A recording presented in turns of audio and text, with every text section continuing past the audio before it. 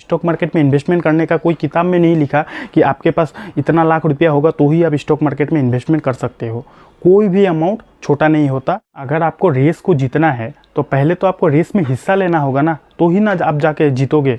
सब कोई अपना पैसे को खोने से डरता है। यहाँ तक मैंने भी जब स्टॉक मार्केट में अपना पहला कदम को रखा था तो मैं भी डरा था। तो स्टॉक मार्केट में आप एक मिनिमम अमाउंट से भी शुरू कर सकते हो अपनी इन्वेस्टमेंट की जर्नी को। और स्टॉक मार्केट में अपने पैसे को इन्वेस्ट करना ये बड़ी बात नहीं, बल्कि स्टॉक मार्केट में अपने पैसे को सही तरीके से इन्वेस्ट करना ये बहुत बड़ी बात है। और यही एक रीज़न है जिस रीज़न की वजह से 90% से ज़्यादा लोग शेयर मार्केट में आ तो जाते हैं लेकिन शेयर मार्केट में इन्वेस्टमेंट की जर्नी को शुरू नहीं कर पाते।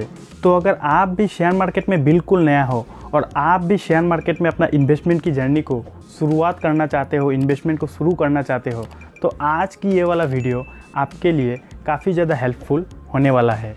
स्टॉक मार्केट में इन्वेस्ट करने का सबसे अच्छी बात यह है कि अगर आपको अपने पैसों को प्रॉपर्टी में इन्वेस्ट करना है या फिर आपको गोल्ड को खरीदकर उसमें अपने पैसों को इन्वेस्ट करना है, तो इंडिया का जो मेजॉरिटी पॉपुलेशन है वो मिडिल क्लास है।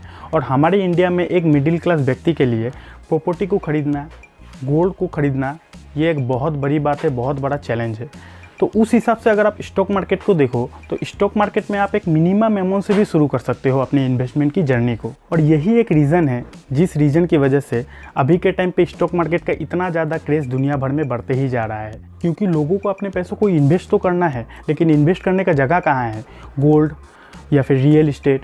लेकिन गोल्ड और रियल इस्टेट में पैसों को इन्वेस्ट करने के लिए तो मोटा अमाउंट चाहिए, लाखों चाहिए, करोड़ों चाहिए। लेकिन स्टॉक मार्केट एक ऐसा रास्ता है जहाँ पे आप एक मिनिमम अमाउंट से भी अपने इन्वेस्टमेंट की जर्नी को शुरू कर सकते हो। अब समझते हैं कि स्टॉक मार्केट इन्वेस्टमेंट आखिर किया कैसे जाता है। तो देखिए, सबसे पहले मैं आप लोगों का एक गलतफहमी दूर कर देता हूं कि अगर आपको ये लगता है कि आपके पास पैसा कम है, आपके पास पैसा नहीं है तो आप स्टॉक मार्केट में इन्वेस्टमेंट नहीं कर सकते, तो मैं आप लोगों को क्लियर जवाब दे रहा हूं कि कोई भी अमाउंट छोटा नहीं होता। अगर आपको ये लगता है कि आपके पास पैसा कम है, आप स्टॉक मार्केट में इन्वेस्ट नहीं कर सकते, तो मैं आप लोगों को बता रहा हूँ कि कोई भी अमाउंट छोटा नहीं होता। स्टॉक मार्केट में इन्वेस्टमेंट करने का कोई किताब में नहीं लिखा कि आपके पास इतना लाख रुपया होगा तो ही आप स्टॉक मार्केट में इन्वेस्टमेंट कर सकते हो। कोई भी अमाउंट छोटा नहीं होता। ज़रूरी ये है कि आप पहले स्टार्ट करो। अगर आपको रेस को जीतना है तो पहले तो आपको रेस में हिस्सा लेना होगा ना, तो ही ना आप जाके जीतोगे। तो उसी तरह स्टॉक मार्केट में अगर आपको पैसे कमाना है, पैसे को इन्वेस्ट करना है, तो अमाउंट कभी छोटा नहीं होता। ज़रूरी ये है कि आप पहले स्टार्ट करो। स्टॉक मार्केट में इन्वेस्टमेंट करना हर कोई चाहता है। हर कोई चाहता है कि वो इस फील्ड में आएगा, अपने पैसों को इन्वेस्ट करेगा और यहाँ से लाखों करोड़ों रुपए कमाएगा। और ऐसा हुआ भी है। ऐसा कई एग्जाम्पल है, ऐसा कई लोग हैं जिनका वाकई में स्टॉक मार्केट में इन्वेस्टमेंट करने के बाद उनकी किस्मत बदली है। लेकिन समस्या यहाँ पे ये आ जाती है कि आप यहाँ पे इन्वेस्ट करने के लिए डरते हो। और आपका ये जो डर है वो होना भी चाहिए। और जाहिर सी बात है, सब कोई अपना पैसों को खोने से डरता है। यहाँ तक मैंने भी जब स्टॉक मार्केट में अपना पहला कदम को रखा था तो मैं भी डरा था। दुनिया की आप कोई भी इन्वेस्टर से जाके पूछ लो, वो भी जब स्टॉक मार्केट में इन्वेस्टमेंट का जर्नी जब शुरू किया था तो वो भी डरा होगा। आपका जो डर है वो जायज़ है। सबसे पहले आप एक बात को याद रखना कि स्टॉक मार्केट में स्टार्टिंग टाइम में आपसे गलती होगी ही। इस बात को एकदम दिमाग में याद रखना। दुनिया का जो सक्सेसफुल इन्वेस्टर है, जो वॉरेन बफेट जी सर है, जो हमारे राकेश झुनझुनवाला सर जी थे, या फिर कोई भी आप किसी का भी हिस्ट्री उठा के देख लो, उन्होंने स्टार्टिंग टाइम में गलती की है। तो यहाँ तक आपने क्या सीखा कि स्टॉक मार्केट में इन्वेस्टमेंट करने के लिए कोई भी अमाउंट छोटा नहीं होता। ये पहले आपने सीखा। उसके बाद आपने क्या सीखा कि स्टॉक मार्केट में इन्वेस्टमेंट करने के लिए आपको स्टार्टिंग टाइम में गलती आपसे होगी ही। ये बात आपको एकदम माइंड में रखना है। तो ये दोनों चीज़ जो मेजर चीज़ें हैं वो तो आपने सीख लिया। अब समझते हैं कि स्टॉक मार्केट में इन्वेस्टमेंट को शुरुआत कैसे किया जाता है। देखिए, सबसे पहले आपको एक डीमेट प्लस ट्रेडिंग अकाउंट को बनाना होगा अगर आपको स्टॉक मार्केट में इन्वेस्टमेंट की जर्नी को शुरू करना है। डीमेट और ट्रेडिंग अकाउंट आपको क्यों बनाना है? क्योंकि डीमेट अकाउंट जो है, जो आप शेयर को खरीदोगे वो यहाँ पे स्टोर होगा, और ट्रेडिंग अकाउंट जो है जहाँ से आप स्टॉक्स को खरीदोगे और स्टॉक्स को बेचोगे। तो अगर आपको स्टॉक मार्केट में इन्वेस्टमेंट करना है तो आपको डीमेट प्लस ट्रेडिंग अकाउंट को बनाना होगा।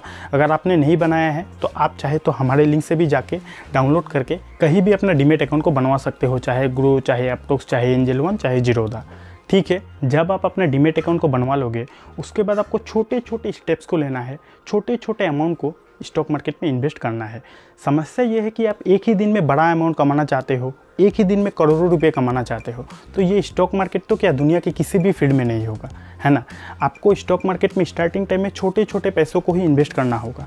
अब आप ये सोचोगे कि भाई 50 रुपये 100 रुपये इन्वेस्ट करके क्या मिलेगा आपको, तो मैं आपको इन्वेस्ट करने नहीं बोल रहा हूँ। स्टार्टिंग टाइम में आप सीखो तो कि स्टॉक मार्केट कैसे काम करता है।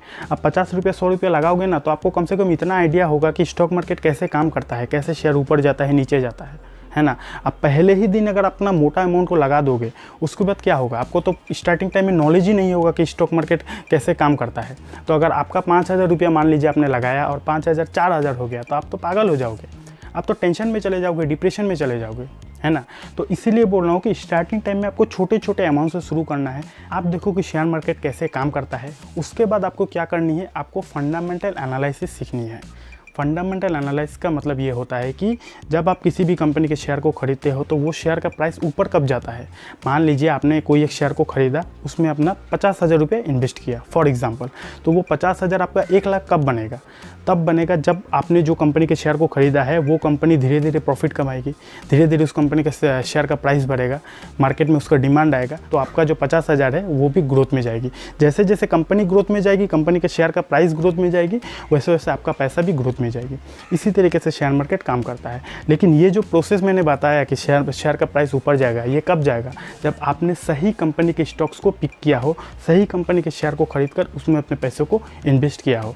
लेकिन आखिर आपको पता कैसे चलेगा कि शेयर मार्केट में कौन सा कंपनी अच्छा है, कौन सा कंपनी ख़राब है। तो इसी के लिए फंडामेंटल एनालिसिस का मतलब क्या होता है कि कंपनी क्या करती है, कंपनी का सेक्टर क्या है, कंपनी की सेल्स कैसी हो रही है, कंपनी का प्रॉफिट कैसी हो रही है, कंपनी का शेयर होल्डिंग पैटर्न कैसा है, कंपनी का पी रेशियो कैसा है, ये सारा चीज़ें, ये सारा डिटेल एनालिसिस आपको करना आना चाहिए। उसके बाद ही आप एक सही शेयर को पिक कर पाओगे। तो अब यहाँ पे सवाल ये आता है कि जो लोग शेयर मार्केट में बिल्कुल बिगिनर है, जिनको कुछ नहीं पता शेयर मार्केट में, वो लोग आके शेयर मार्केट में आने के बाद फंडामेंटल एनालिसिस कैसे सीखे। तो देखिए, मैंने सिर्फ आप लोगों के लिए ही, जो लोग शेयर मार्केट में बिल्कुल बिगिनर है, वो लोग शेयर मार्केट में आने के बाद किसी भी कंपनी का फंडामेंटल एनालिसिस कैसे कर सकते हैं, उसके लिए एक डेडिकेटेड और स्पेशल वीडियो बनाया है। अगर आपको देखना है तो ये लेफ्ट वाली वीडियो देख लेना। इस वीडियो को देखने के बाद आप किसी भी कंपनी के बारे में फंडामेंटल एनालिसिस बिल्कुल आसान तरीके से कर सकते हो।